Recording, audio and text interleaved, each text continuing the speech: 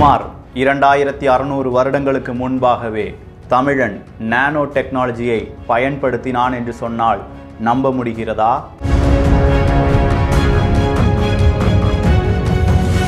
அவன் பயன்படுத்திய மண் பானைகளில் நானோ டெக்னாலஜி மூலம் பலவிதமான கோட்டிங் செய்திருக்கிறது என்கிற செய்தியை நம்மில் எத்தனை பேருக்கு தெரியும்?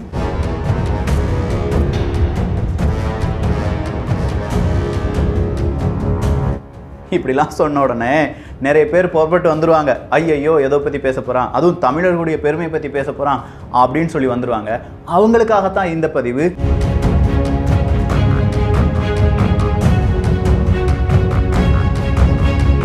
அதுவும் கீழடியில் கண்டுபிடிக்கப்பட்ட கார்பன் நானோ ஸ்ட்ரக்சரை பற்றி தான் இந்த ஒரு பதிவு இருக்க போகிறது.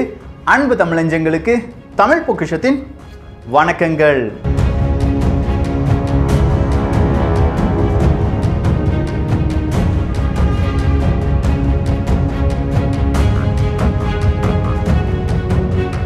இந்த டைனோசர் முட்டைக்கு பிறந்த பயல்கள்லாம் இப்போ வரணும், வந்து இந்த பதிவை கேட்கணும். இந்த பதிவை கேட்டுட்டு அதுக்கான குமரல்களை குமர வேண்டும். அதுதான் நம்முடைய ஆசை. என்ன பதிவு அப்படின்னு கேட்டிங்கன்னா, நம்ம முந்தா நேற்றுலாம் இந்த டார்பா சீரீஸை பார்த்துட்டு வந்தோம். இந்த டார்பா சீரீஸில் கிராஃபேனை பற்றிலாம் பார்த்துட்டு இருந்தோம். சிந்தட்டிக் செல்ஸ் எல்லாம் கிராஃபைன் வழியாக செய்ய போகிறார்கள். இந்த செய்தி எல்லாமே கேட்டபோது பலருக்கும் வியப்பாக இருந்தது. வெகு சிலர் 1-2 கமெண்ட்ஸ் என்ன போட்டிருந்தாங்கன்னா, நீங்கள் சொல்கிற மாதிரியான டெக்னாலஜிலாம் வர்றதுக்கு 2200 வருடமாவது ஆகும், அந்த வருடத்தில் தான் நம்ம இந்த மாதிரி டெக்னாலஜிலாம் வர முடியும் அப்படின்னு சொன்னாங்க. ஒரு 2600 வருடங்களுக்கு முன்பாக, அதாவது 600 கிமு 600ல் நாம் தமிழர்கள் நானோ டெக்னாலஜியை பயன்படுத்தி இருக்கிறார்கள் அப்படிங்கிற ஒரு செய்தியை கேட்கும்போது எது சாத்தியமில்லை, தமிழர்களுடைய அறிவியலில் எந்த பிழையும் கிடையாது, அதை வச்சு நக்கலும் நையாண்டியும் பண்றவன் தான் இப்போ ஓடி ஒழிய வேண்டிய ஒரு தருணத்தில் நிற்கிறார்கள்.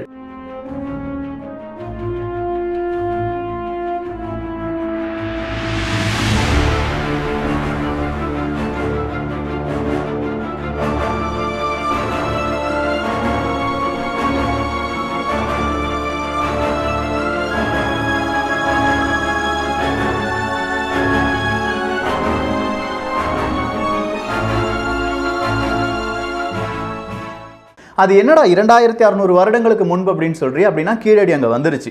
கீழடி வந்த உடனே மிகப்பெரிய மனித நாகரிகத்தின் தாய் தொட்டிலாக கூட அது இருக்கலாம் அப்படின்னு சொல்லிட்டு இருக்கிற ஒரு இடம், தமிழர்களுடைய பெருமையை பறைசாற்றக்கூடிய இப்போது இருக்கும், அதாவது ப்ரூஃபா இருக்கக்கூடிய இடம் கீழடி அப்படின்னு சொல்லலாம். அகழ்வாராய்ச்சி நடைபெறுகிறது. 5ஆம் கட்டம் 6ஆம் கட்டம், நிறைய ரிப்போர்ட் இன்னும் வெளியில வரல. அதெல்லாம் ஒரு புறம் இருக்கட்டும், தமிழர்களுடைய வரலாறு, அவங்க வாழ்ந்த விதம், அது எப்படி உருவானது, இதை பற்றி நிறைய பேருக்கு தெரிய வேண்டாம். ஆனால் ஏதோ 1-2 சயின்டிஸ்ட்டுக்கு தெரிந்து கொள்ள வேண்டும் அப்படிங்கிற ஒரு ஆசை இருந்திருக்கு. நிறைய மண்பானைகளுடைய அந்த எச்சம் மட்டுமே நமக்கு கிடைச்சிச்சு. உடைந்த மண்பானைகளாக இருக்கட்டும், இல்லாட்டி உரைக்கிணறாக இருக்கட்டும், இப்படி மண்ணால் செய்யப்பட்ட மிக முக்கியமான ஒரு நாகரிகம் அங்கே இருந்தது அப்படிங்கிறத யாராலையுமே இப்போ மறுக்க முடியாது. அப்படி உடைந்த மண்பானைகளை எடுத்து கொஞ்சம் சயின்டிஸ்ட் என்ன செய்கிறாங்க, அவங்களுடைய ஆராய்ச்சியை செய்து பார்க்கிறார்கள்.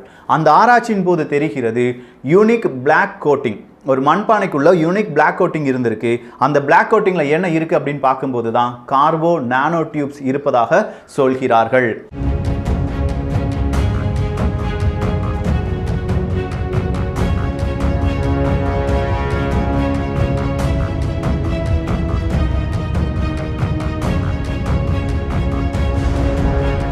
இந்த கார்பன் நானோ டியூப்ஸ் அப்படின்னு சொல்லும்போது 1991 கண்டுபிடிக்கப்பட்ட ஒரு பொருள் தான் கார்பன் நானோ டியூப், CNT அப்படின்னு சொல்லி அழைப்பார்கள்.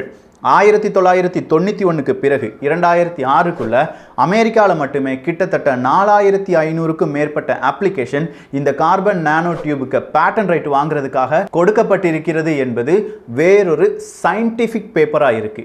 ஸோ நம்ம இப்போ சொல்ல போகிறது, சொன்னது இது எதுவுமே சாதாரணமாக வாய்க்கு வந்தது சொல்லல மக்கா. கீழே சயின்டிஃபிக் பேப்பர் அப்படிங்கிறது இருக்கு, வேணுங்கிறவங்க வாசித்து கொள்ளலாம். தமிழ் பொக்கிஷம் சார்பாக கிராஃபைனா என்ன அப்படிங்கிறது போன பதிவில் பார்த்தோம். ஸோ அந்த கிராஃபைன்ல எந்த மாதிரியான ஸ்ட்ரக்சர் இருந்தது, கார்பன் அணுக்கள் அப்படிங்கிறது பெட்ஷீட்டாக அடுக்கப்பட்டிருக்கும். அப்படி அடுக்கப்பட்டிருந்தால் அதை கிராஃபைட் என்று அழைப்பார்கள். அப்படி ஒவ்வொரு பெட்ஷீட்டாக எடுத்து கடைசி ஒரு பெட்ஷீட்டாக மட்டும் இருக்கக்கூடிய கார்பன் அணுக்களை ஒரு ஷீட்டாக மாற்றினால் அதை கிராஃபேன் அப்படின்னு சொன்னோம். அப்படி ஷீட்டா இருக்கிற இந்த கிராஃபேனை ஒரு உருளை வடிவமாக அப்படியே மடித்தால் அதைத்தான் கார்பன் நானோ டியூப்ஸ் அப்படின்னு சொல்றாங்க. இந்த கார்பன் நானோ டியூப்ஸும் கிராஃபேனும் sp2 பாண்ட் வகையை சார்ந்தது. டைமண்ட் அப்படின்னு சொல்லும்போது அது sp3 பாண்ட் வகையை சார்ந்தது அப்படின்னு சொல்றாங்க. அதனால டைமண்டை விட, வைரத்தை விட உறுதியானது தான் இந்த கிராஃபேனும் அதே மாதிரி கார்பன் நானோ டியூபும். ஸோ கிராஃபேனும் கார்பன் நானோ டியூபும் ஒரே மாதிரியான பாண்டிங், ஒரே மாதிரியான கார்பன் அணுக்கள் இருப்பதால் இது மிக முக்கியமான ஒரு பொருளாக கருதப்படுகிறது. சயின்டிபிக் வார்த்தையில சொல்ல போனா ஒன்டர் மெட்டீரியல் அப்படின்னு சொல்லுவாங்க. இந்த ஒன்டர் மெட்டீரியல், அதாவது இந்த கார்பன் நானோ டியூபா இருக்கட்டும், அப்படி இல்லைன்னா கிராஃபேனா இருக்கட்டும், மிக உயரிய மின்கடத்தி, வெப்ப கடத்தி, அதே மாதிரி ரொம்ப கடினமான, ரொம்ப உறுதியானது, நிறைய விதத்தில் எலக்ட்ரானை பாஸ் செய்யக்கூடிய பண்புடையது, இப்படி சொல்லிக்கொண்டே போகலாம். எடை மிக மிக குறைவானதாக இருக்கும். இந்த கார்பன் நானோ டியூப் தான் புல்லட் ப்ரூஃப் ஆடைகளிலும் உபயோகப்படுத்தப்பட்டிருக்கிறது. இப்படி இதனுடைய பயன்களை அடுக்கிக் கொண்டே போகலாம். சரி, இந்த கார்பன் நானோ டியூப் அப்படின்னு சொல்லும்போது இது எத்தனை வகையில் கிடைக்கும்? அடுத்த கேள்வி. ஏன்னா இந்த கேள்விக்கு பதில் நம்ம பார்த்த பிறகுதான் கீழடியில கிடைச்ச கார்பன் நானோ டியூபை பத்தி பார்க்க போறோம். கார்பன் நானோ டியூப் ஒரு ஷீட்டை அப்படியே ரவுண்டா மடக்கிறத பொறுத்து இது 3 வகையாக பிரிக்கப்படுகிறது. ஒன்னு ஆம்சார் சிஎன்டி, இன்னொன்னு சிக்ஸாக் சிஎன்டி, மூன்றாவதாக சிரல் சிஎன்டி அப்படின்னு சொல்லலாம். அதாவது இது எந்த பக்கமாக மடிக்கப்பட்டு ஒரு உருளையாக மாற்றப்படுகிறது. டியூப் அப்படின்னு சொல்லும் போதே ஒரு உருளை தான். அதை பொறுத்து, அந்த டைரக்ஷனை பொறுத்து தான் இந்த கார்பன் நானோ டியூபை 3 வகையாக பிரிக்கிறார்கள். கார்பன் நானோ டியூப் அப்படின்னு சொல்லும்போது ஒரு ஷீட் மட்டும் இப்படி பொதியப்பட்டு உருளையாக மாற்றப்பட்டால் அதை single walled carbon nano tube அப்படின்னு சொல்றாங்க. அப்படி இல்லையா SWCNT என்று அழைக்கிறார்கள். ஒரு கார்பன் நானோ டியூப், அதை சுற்றி இன்னொரு கார்பன் நானோ டியூப், இப்படி நிறைய லேயர் இருந்துச்சுன்னா அதை multi walled carbon nano tube என்று அழைக்கிறார்கள். MWCNT என்று அழைக்கிறார்கள். இந்த சிங்கிள் வால்டு கார்பன் நானோ டியூபா இருக்கட்டும், இல்லாட்டி மல்டி வால்டு கார்பன் நானோ டியூபா இருக்கட்டும், இது இயற்கையாக உருவாகுமா? இந்த கேள்வி நமக்குள் வர வேண்டும். இந்த கேள்விக்கான பதில் 2008 ஒரு சயின்டிஃபிக் பேப்பர் வெளியில வருது, 2017 ஒரு சயின்டிஃபிக் பேப்பர் வெளியில வருது. இப்படி எல்லா பேப்பர்லையும் கொஞ்ச நாட்களுக்கு முன்பாக இதை கண்டுபிடித்திருக்கிறார்கள், ஆனால் இது இயற்கையாக உருவானது அப்படிங்கிறதுக்கு எந்தவித சாட்சியும் கிடையாது அப்படின்னு சொல்லி மட்டும் முடிச்சிருக்காங்க. அப்படின்னா சயின்ஸ் படி இது இயற்கையாக உருவாகும் அப்படிங்கிறது மிக மிக மிக குறைவான ஒரு சம்பவம் மட்டும்தான். அப்படின்னா யாரோ அதை என்ன செய்யணும்? அதுக்கு உதவி புரிய வேண்டும். இந்த மாதிரி சிங்கிள் வால்டு கார்பன் நானோ டியூபோ இல்லாட்டி மல்டி வால்டு கார்பன் நானோ டியூபோ உருவாக வேண்டும் என்றால் ஒரு எக்ஸ்டர்னல் ஃபோர்ஸ் தேவைப்படுகிறது. அதுவும் சரியான விகிதத்தில் இருந்தால்தான் இந்த கார்பன் நானோ டியூப் என்பது உருவாகும். நான் சொன்னதை கொஞ்சம் நல்லா யோசிச்சு பாருங்க. 2008 வந்த ஒரு சயின்டிபிக் பேப்பர் சொல்லுது 2020 2025 பல பில்லியன் டாலரா இருக்கும் இந்த கார்பன் நானோ டியூபினுடைய வர்த்தகம். அதாவது இனி வரப்போகும் உலகம் கார்பன் நானோ டியூப், கிராஃபைன் இதை பொறுத்து மட்டுமே இருக்க போகிறது என்று சொல்கிறார்கள். அந்த அளவுக்கு முக்கியத்துவம் வாய்ந்த இந்த கார்பன் நானோ டியூப் கீழடியிலிருந்து கிடைச்சிருக்கு அப்படின்னு சொல்ற ஒரு செய்தி பரவலா பல மீடியாவிலும் இன்னும் பேசப்படவில்லை. அது பேசப்பட போவதும் கிடையாது. ஆனா தமிழர்கள் நாம் தெரிந்து கொள்ள வேண்டும். சோ கொஞ்சம் பேர் வருவாங்க, இது இயற்கையாக வந்ததாக இருக்கலாம், உங்களுக்கெல்லாம் பதில் வச்சிருக்கோம். பதில் வைப்பதற்கு முன்பாக நான் ஒரே ஒரு விஷயத்தை மட்டும் சொல்லிக்கிறேன். எல்லா சயின்ஸுமே இயற்கையா இருந்தது தான். அதுக்கு ஒரு பெயர் போட்டு இது இப்படி வந்தது அப்படின்னு சொல்லி அந்த ஒரு குழந்தைக்கு, யாரோ பெற்ற குழந்தைக்கு உங்களுடைய பெயரை சூட்டும் போது அது சயின்ஸா மாறுது, அவ்வளவுதான். கிராவிட்டி நம்ம சயின்ஸா சொல்றோம், அது ஆல்ரெடி இருந்தது, இந்த இயற்கையாகவே இருந்தது, இது கிராவிட்டி தான் அப்படின்னு சொல்லி ஒரு நபர் சொல்லும்போது அது சயின்ஸ் தியரியாக மாற்றப்பட்டு எல்லாருமே கொண்டாடி கொண்டு இருக்கிறோம். இதுதான் நிதர்சனமான உண்மை. இதே மாதிரி தமிழர்களுடைய அறிவும் இயற்கை சார்ந்த விஷயங்கள், அதை எப்படி மேம்படுத்தலாம், நம்முடைய வாழ்க்கைக்கு அது எப்படி எப்படி மேம்படுத்தப்பட வேண்டும், இந்த மாதிரியான யோசனைகள் நிறைந்ததாக இருந்தது. கிராஃபேனும் கார்பன் நானோ டியூபும் எதற்காக பயன்படுத்தப்பட போகிறார்கள் அப்படின்னு நம்ம பார்த்தோம். உறுதியானது, வெப்ப கடத்தி, மின் கடத்தி அப்படிங்கறத பார்த்தோம். இதுல உறுதியானது என்பதை மட்டும் நீங்கள் எடுத்துக்கொள்ளுங்கள். சோ தமிழன், அதாவது 2600 வருடங்களுக்கு முன்பாக வாழ்ந்த தமிழனுக்கு உறுதியான ஒரு பொருள் தேவைப்பட்டிருக்கிறது. அப்படின்னா அவன்கிட்ட உலோகங்கள் இருந்தது. அந்த உலோகங்களை விட சீக்கிரமா கிடைக்கிறது மண், களிமண் தான். இந்த களிமண்ணை மறுபடியும் உறுதியாக மாற்ற வேண்டும் என்றால் என்ன செய்ய வேண்டும் அப்படின்னு சொல்லி யோசிச்சான். ஒரு பானை செஞ்சான். அந்த பானை சீக்கிரமா உடைஞ்சிருச்சு. சோ மறுபடியும் அவனுக்கு தேவை அதிகரிக்கிறது. அந்த பானை உடையாமல் இருக்க வேண்டும் என்றால் தீயில் காண்பிக்க வேண்டும் அப்படிங்கிறத கண்டுபிடிக்கிறான். அப்படி தீயில் காண்பித்த பானையும் சீக்கிரமா மறுபடியும் உடைஞ்சிருது. மறுபடியும் அதுல ஏதாவது ஒரு கோட்டிங் செய்யலாம். அந்த கோட்டிங் செய்யும் பொருள் எந்த மாதிரியாக இருக்க வேண்டும் அப்படிங்கிறத ட்ரையல் அண்ட் எரர் மெத்தட் வழியாக, இதையெல்லாம் அந்த காலத்தில் வாழ்ந்த மனிதர்கள், தமிழர்கள் கூகுளை தேடி கண்டுபிடிக்கல, அவங்களா செஞ்சு பார்க்கணும். இதுக்கு பல வருடங்கள் எடுத்திருக்கும். ஒவ்வொரு பொருளாக நாம் சொல்வதற்கும் பல வருடங்கள் ஆகியிருக்கும். ஸோ இப்படி வேறொரு பொருளை எடுத்து அதில் தடவி அதை மறுபடியும் தீல காண்பித்து இப்படி பானை உடையாமல் இருக்க வேண்டும் என்றால் கடைசியா அவன் என்ன கண்டுபிடிச்சிருக்க வேண்டும்? இந்த நானோ டியூப்ஸை கண்டுபிடிச்சிருக்க வேண்டும். Carbon nano tube. இதை தான் விஞ்ஞானிகளும் சொல்றாங்க. பானை உடையாமல் இருப்பதற்காக அந்த பானையை சுற்றி ஏதோ ஒன்று கலந்துருக்காங்க. அப்படி கலந்த பொருளையும் சேர்த்து இவங்க தீயில வாட்டியிருக்காங்க. அதன் காரணமாக கார்பன் நானோ டியூப் என்பது வந்திருக்கலாம். ஸோ தீ அப்படின்னு சொன்னேன். சாதாரணமாக இப்போ கார்பன் நானோ டியூபை ஒரு தீ காட்டி உருவாக்க முடியுமா அப்படின்னு கேட்டால் 1991 கண்டுபிடிக்கப்பட்ட கார்பன் நானோ டியூபை எப்படி உருவாக்கலாம் அப்படின்னு சொல்லி இன்றளவும் சயின்டிஃபிக் பேப்பரில் பலரும் அவங்களுடைய கட்டுரையை தெரிவித்து வருகிறார்கள்.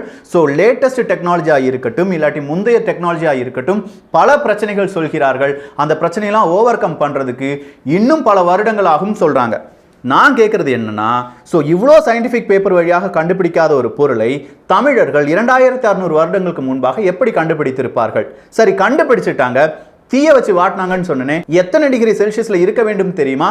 சுமார் 1100 டிகிரி செல்சியஸ்ல இருந்து 1400 டிகிரி செல்சியஸாக தீ இருக்க வேண்டும். அப்படி ஒரு வெப்பநிலை இருந்தால்தான் ஏதோ ஒரு பொருளை ஒரு பானையில தடவுனாங்க அப்படின்னு சொல்றோம் பாருங்க. அவங்க, அதாவது இப்போ இருக்கிற சயின்டிஸ்ட் என்ன சொல்றாங்கன்னா, அந்த பொருள் கார்பன் ரிச் பொருளாக இருக்கும். ஸோ கார்பன் ரிச் பொருள் அப்படின்னு சொல்லும்போது வெஜிடபிள் ஆயிலாக இருக்கலாம், இல்லாட்டி வேற ஏதாவது ஒரு பொருளாக இருக்கலாம். அந்த பொருளை அப்படியே தீயில காண்பித்து 1400 டிகிரி செல்சியஸ்ல அப்படியே அதை சூடாக்கி கொண்டு இருக்கும்போது இந்த மாதிரியான கார்பன் நானோ டியூப் உருவாகி இருக்கலாம். அயன் கண்டென்ட்டாக இருக்கிற, அயன் கண்டென்ட் கூடுதலாக இருக்கும் களிமண்களை அவர்கள் பயன்படுத்தி இருக்கலாம். எனவே இரும்பு சத்தும் இந்த கார்பனும் ஒன்றாக இணைந்து அது எதுவாக மாறிவிட்டது? Carbon nano tube. ஸ்டீலை விட 200 மடங்கு உறுதியான ஒரு பொருளாக மாறிவிட்டது, ஒரு கோட்டிங்காக மாறிவிட்டது. இதன் காரணமாக அவர்கள் பயன்படுத்திய மண்பானைகள் உடையாமல் வெகு நாட்கள் உழைத்திருக்கும். அந்த ஒரு காரணத்தினால்தான் 2600 வருடங்களுக்கும் பிறகு அந்த மண்பானை நமக்கு எச்சமாக கிடைத்திருக்கிறது அப்படின்னு சொல்றாங்க. இது நியாயமா நம்ம ஏற்றுக்கொள்ள வேண்டியது. அதை விடுத்து தமிழன் சும்மா எதையோ ஒன்று பூசியிருப்பான், அது கார்பன் நானோ டியூப்னு தெரியாது, இதெல்லாம் நீங்க பெருசா எடுத்துட்டு வரலாமா அப்படின்னு சொல்லி அவனாவது கேட்டானா, நான் பதில் சொல்ல விரும்பல, நீங்களே அதுக்கு பதில் சொல்லலாம். ஸோ ஒவ்வொரு வருடங்களாக மனிதன் ஒவ்வொன்றாக படித்து இந்த ஒரு விஷயத்துல இவ்வளவு உறுதியான பொருளை தயாரிக்க முடியும் அப்படின்னு சொல்லி கண்டுபிடிச்சான் பாருங்க. அவன் தான் முதல் சயின்டிஸ்ட். அந்த சயின்டிஸ்ட் நம்ம கீழடியில் வாழ்ந்த மனிதர்கள் தான். இதை பெருமையா எல்லாருமே பேசியிருக்க வேண்டும். நான் மறுபடியும் உறுதியா ஒரு தகவலை சொல்றேன். 1996 இருந்து 2003 2004 அமெரிக்கால இருந்து மட்டுமே இவ்வளவு பேட்டன்ட் வாங்குறாங்கன்னா, கார்பன் நானோ டியூப் மற்றும் கிராஃபைன் போன்ற டெக்னாலஜி உலகை ஆளப் போகின்றன.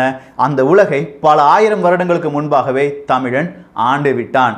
இதுதான் நிதர்சனமான உண்மை. சோ மறுபடியும் நிறைய பேருக்கு ஒரு டவுட் இருக்கும். இப்ப கண்டுபிடிக்கப்பட்ட அந்த மண்பானை எச்சத்தில் கிடைத்திருப்பது சிங்கிள் வால்டு கார்பன் நானோ டியூபா, மல்டி வால்டு கார்பன் நானோ டியூபா, அது எந்த அளவுக்கு இருக்கும் இப்படிங்கிற ஒரு டவுட் உங்களுக்கு இருந்துச்சுன்னா, first nano tube, carbon nano tube என்பது ஒரு முடியை எடுத்துக்கோங்க. அந்த முடியை விட 50,000 மடங்கு சிறியதாக இருக்கும். இது சிங்கிள் வால்டா இருக்கலாம், இல்லாட்டி மல்டி வால்டா இருக்கலாம். ஆனா ஒரு தியரி இருக்கு. சயின்ஸை பொறுத்த வரைக்கும் இந்த single walled carbon nano tube இவ்வளோ நானோமீட்டரா தான் இருப்பதற்கான வாய்ப்புகள் இருக்கு அப்படின்னு சொல்லி சயின்ஸ் சொல்றாங்க. அந்த சயின்ஸ் சொன்னதை விட மிக குறைவான டயமீட்டர் கொண்ட கார்பன் நானோ டியூப் தான் நமக்கு இப்போ கிடைத்திருக்கிறது. ஸோ அந்த டெக்னாலஜி என்னவா இருக்கும்? இப்போ சயின்ஸே மண்டையை பிச்சுக்கிட்டு ஓட ஆரம்பிச்சிருக்கும். தமிழன் எதை வச்சுடா இதை கண்டுபிடிச்சான், எப்படிடா இதை பூசுனா, இதனால் அவனுக்கு என்னடா லாபம் வந்திருக்கு? இந்த கேள்வியை தேடி போனாலே பலவிதமான உண்மைகள் நமக்கு கிடைக்கும். ஆனா இதை தேடி போவோமா? தேடி போகவும் மாட்டோம், தேடி போக விடவும் மாட்டானுங்க. கடைசியா இப்ப வந்து என்ன சொல்லிடுவானுங்க, எதேர்ச்சியானது, ஆக்சிடென்டா நடந்துருச்சு அப்படின்னு சொல்லிடுவாங்க. நம்பாதீங்க மக்களே, இதற்கு இன்னொரு ப்ரூஃபையும் நான் தாரேன். வூட்ஸ் அப்படி இல்லைன்னா டமாஸ்கஸ் ஸ்டீல் அப்படின்னு ஒரு ஸ்டீல் இருக்கு. வூட்ஸ் அப்படிங்கிறது உருக்கு என்கிற ஒரு வார்த்தையிலிருந்து பிறந்ததாக சொல்கிறார்கள். இந்த வூட்ஸ் அப்படிங்கிற ஆயுதத்தை, உலோகத்தை கண்டுபிடித்தது யார் தான்? தமிழன் தான். அது எப்படி செஞ்சான்னு தெரியுமா? இதே மாதிரி அயன் இருக்கு பாருங்க, இரும்பை உருக்கி அந்த உருகின இரும்பை ஒரு களிமண்ல ஊத்தி அதுல கொஞ்சம் மரப்பொடிகளை போட்டு, மரப்பொடியோ இல்லாட்டி ஏதோ ஒரு மரத்துண்டு, இந்த மரத்துண்டு அப்படின்னு சொல்லும்போது கார்பன் என்பதை நாம் நினைவில் கொள்ள வேண்டும். அந்த மரத்துண்டையும் போட்டு அந்த களிமண்ணால் ஆன அந்த பெட்டியை மூடி விடுவார்களாம். ஸோ அந்த மரத்துண்டும் அந்த சூடா இருக்கிற இரும்பும் வினை புரிந்து மரத்துண்டு கார்பனாக மாறி கார்பன் இரும்புடன் வினை புரிந்து ஸ்டீலாக மாறுகிறது. இதை தான் வூட்ஸ் ஸ்டீல் என்று அழைக்கிறார்கள். இதை கண்டுபிடித்தவனும் தமிழன் தான். இது எப்போது நடந்தது அப்படின்னு கேட்டீங்கன்னா, கிமு 6வது நூற்றாண்டு தான். கிட்டத்தட்ட 2600 வருடங்களுக்கு முன்பாகத்தான். இரும்பை உருக்க வேண்டும், 1400 டிகிரி செல்சியஸ்ல இது எல்லாமே நடைபெற வேண்டும். அப்படின்னா தமிழனுடைய டெக்னாலஜி என்ன? அதே டெக்னாலஜி தானே இங்கேயும் இருக்கு. இதை மட்டும் நீங்க எதேச்சா நடந்ததுன்னு சொல்லி எப்படி சொல்ல முடியும்? வூட் ஸ்டீலை கண்டுபிடித்தது தமிழன் தான் அப்படிங்கிறத ப்ரூவ் பண்றதுக்கு சயின்டிபிக் பேப்பர் எக்கச்சக்கமா இருக்கே. அந்த பேப்பர் உண்மை என்றால் இங்கே கார்பன் நானோ டியூபையும் தமிழன் அவனுக்கு தேவையாகத்தான் கண்டுபிடித்தானே தவிர எதேச்சா நடந்தது இல்லையே. ஐயோ போச்சே வட போச்சே உங்களுக்கு.